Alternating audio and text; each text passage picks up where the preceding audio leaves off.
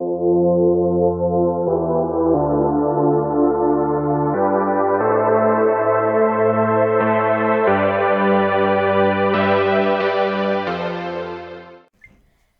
there, it's Stephanie Shea, Chief Astrologer for janspiller.com with your monthly horoscope, and this one's for you, Scorpio.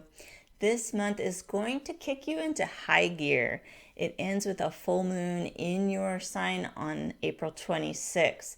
So if you've been pondering your approach, the fast-moving astrology at the beginning of this month is going to give you the nudge that you need to get started. Things might slow down a little during the second half of the month, as you could be negotiating important agreements before proceeding. But let's back up to the beginning of the month. We've got Mercury in Aries from April 3rd to the 18th. This will really help you take charge of your time and initiate some healthy new routines. Then Mercury moves into Taurus on April the 19th, and that will put the spotlight on communications and relationships. Definitely choose your words carefully and listen to what others are saying. This astrology can sometimes cause you to move forward. And you think of Taurus as the bull and kind of talking forward, moving your agenda forward without stopping to listen to the other side. But when you're mindful of these energies, you can have some successful conversations. You're going to be supported in your efforts to find a common ground and move away from extreme points of view. Now, this month's new moon is the most powerful new moon of the year for manifestation. It's initiating the lunar cycle for 2021. This is exciting stuff. This happens once a year. If you have Jan Spiller's book, New Moon Astrology, you know the importance that Jan places on this new moon, as do most astrologers, but Jan has special rituals that she came up with to do to make the most of this new moon's initiating energy. This is going to be on April the 11th, and the new moon is at 22 degrees of Aries. This is supporting intentions for the entire year ahead, not just the next moon cycle. And with no inner planets in retrograde, this is a fantastic time to get started on your big picture visions, and it can really help you initiate habits that will actually stick. Venus is going to be in Aries through April 13th, and this will help you attract favorable work situations.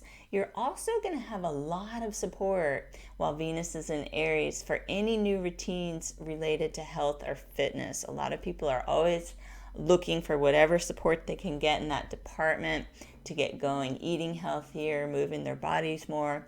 This Venus in Aries time is very strong for you to make those changes that benefit your body. Now, on the 14th, Venus will move into Taurus, and it will remain in this sign until May 7th.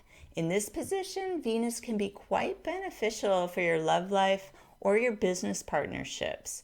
Remember, Venus rules love and money.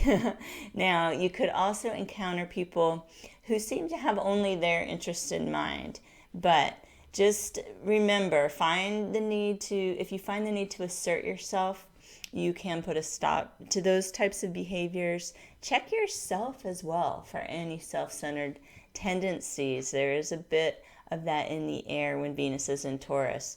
Putting forward an attitude of appreciation for others is going to help you attract those who appreciate you. That's just usual laws, but it applies nicely in astrology as well. Now, the sun will move into Taurus on April 19th.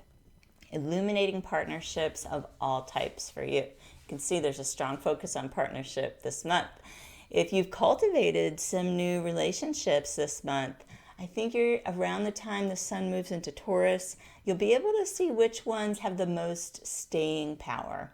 Taurus rules long-term commitment. It's a lot like the sign of Capricorn in that sense. These earthy signs willing to put in the patient work.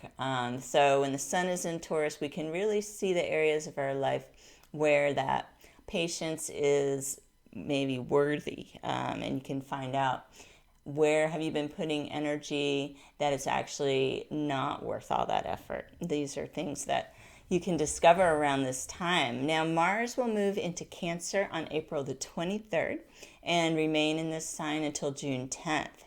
This is going to offer you some extra support for activities related to gaining or sharing knowledge. Keep in mind, Mercury retrograde is out there on the horizon. It's coming up May 29th to June 22nd. I'm mentioning it now in April to let you know April is a great month to get things started, even the first part of May. But you're kind of getting your 2-month warning to get the ball rolling before we hit our next Mercury retrograde, and things will slow down. At that point, you can build on what you've started. Now, we've got a full moon this month in your sign, as I mentioned. It's April 26th at 7 degrees of Scorpio. So if you are a Halloween baby born on or around October 31st of any year, or you have around 7 degrees Scorpio rising, you're going to be feeling this full moon most intensely. It's kind of personal for you. It could amplify your emotions. All full moons do, but this one in particular. So just know this is helping you see what you need. That can be a useful thing to remember if it feels a bit intense. Your instincts will also feel stronger than factual information around this time. It really heightens your Scorpio intuition. And if you've been working on a personal project or goal, you could see some tangible results around this time. So there are actually a lot of favorable things in addition to the notorious emotional effects of full moons. You could really experience a feeling of satisfaction for seeing the results of your work. So I hope you can make the most of April's astrology. Be safe and be well, and I will see you here next month with your horoscope and other astrological forecasts.